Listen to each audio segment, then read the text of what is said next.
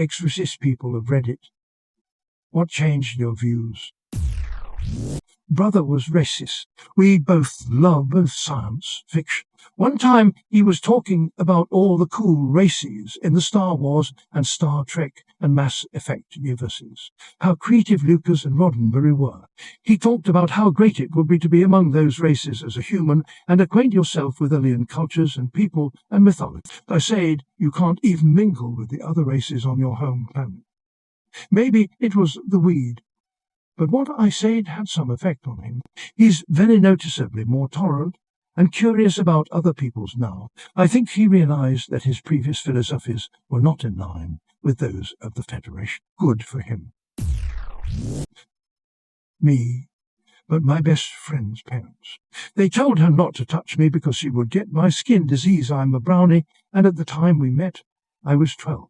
They didn't want us to be friends, but I would always be kind and polite to them, full well knowing how they felt about my skin colour. One year my friend, at this point best friend, was having a sleepover birthday party, and her parents said I could come, but couldn't sleep over. My friend cancelled her party, and her parents must have felt like complete shit because they started to talk to me more and more after that. We have been best friends for almost 30 years now. Her parents came to my wedding. They send me a Christmas card every year. They call me and ask how I'm doing, and they invite me to their get-togethers. I'm glad they came around, and I'm proud of them. A guy I worked with said he was neo-Nazi as a teenager, and ended up in prison somehow. He hated Jews for some reason, and blacks. He was never clear on why, just that he had so much hatred in his heart. And that was his outlet. He was in prison for many years. I think he almost killed somebody by beating them up. So many years later, and in prison, there was a mentor-type staff there, and this one lady was so helpful to him, and she cared about him so much that it really started to get into his head, the idea of being a positive person. Then he learned that she was Jewish, and he said he couldn't believe she was so kind and caring despite the fact he was acclaimed neo-Nazi. From that day, he swore to be a better person. He learned his lesson. He's a pretty great guy these days, doing his family thing and making sure his son grows up with lots of love and all that he didn't have. Really remarkable. Great guy. As a lurker, this is a thread I can contribute to. From birth, I was raised to be racist in a racist household. I was ignorant. I used the word anti-Semitic, homophobic, racist language every day. My immediate family and extended family all share the same ignorance. At family gatherings, if one of my older cousins let slip they were dating someone new, the first question would be, is he white? Followed by laughter. But the question was serious. Then I started middle school. Grade. On the first day of class, I set down my backpack against the classroom wall like every other student, while we found our desks and had a small meet-greet with new classmates. I made sure to only speak to the kids white, whom I knew from elementary school. Our teacher told us to take our seats.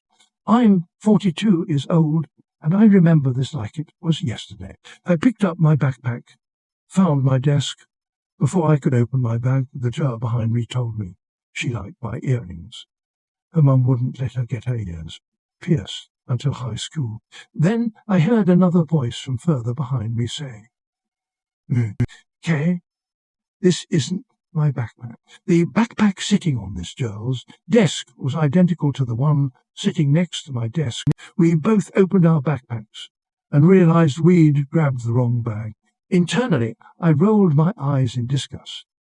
This girl was but I was taught to never let it show, so we met each other to quickly exchange. Her smile was beautiful. She wore glasses, the same shape as mine. She wore her hair in a ponytail, just like mine. In our back-to-school shopping, we picked the exact same backpack, and we picked the exact same Nikes, pink/white. Her name was Jacinda. I found myself genuinely smiling back to her and jiggling like young girls do. The day she asked to sit together during lunch, and we sat beside each other for lunch every single day of middle school. She was my very first best friend. Jacinda taught me about her Sunday school classes. My family never attended church. We talked about everything important in the life of middle school Joel. She wasn't allowed to attend my birthday parties, and I wasn't allowed to go to hers, but we always celebrated together at school. I loved her so much. When it was time to go to high school, I continued in public school, and her parents chose to homeschool her. I thought homeschooling was the coolest idea. Jacinda is brilliantly intelligent. God, she was going to do great things for this world. Long before the age of social media, we lost touch sadly, but I still think of her often. After meeting Jacinda, I never used another racist or derogatory. Meeting Jacinda changed my life for the better. Forced me to live with black people. Turns out I didn't hate anyone. I was just afraid of what I didn't understand, and I had some very stupid notions passed on to me from my dad and his dipshit friends. I will forever be grateful for the opportunity to understand a greater sample of people than my tiny hometown afforded me. Learning about people by talking to them instead of listening to what my family had to say about them. Not me, but my grandpa told me that when he was young, he was a bit racist, due to his whole alcoholic dad being really racist and teaching him to treat others of different races like trash. He told me this stopped that when he was around 13 when his dad left. He realized how stupid it was to judge others based on race, and I'm glad he realized how stupid it was since he's a really sweet guy now. My dad would make disparaging remarks about black people, Mexicans, Chinese people, etc. When I was a kid, I remember repeating the same sentiments, and no one ever corrected me. In first grade, we were all assigned pen pals from a school in another city, and mine was a black girl named Chardonnay. I thought she had a weird name, and I was disappointed when I found out she wasn't white. Very soon after that, we learned some very basic info about the civil rights movement during Black History Month. Martin Luther King Jr., Rosa Parks, separate water fountains, segregated schools, stuff like that. After that, I felt really bad about being racist and wanting a different pen pal, and really ashamed of my dad and grandparents for thinking that way. And I was so mad that they taught me to think that way.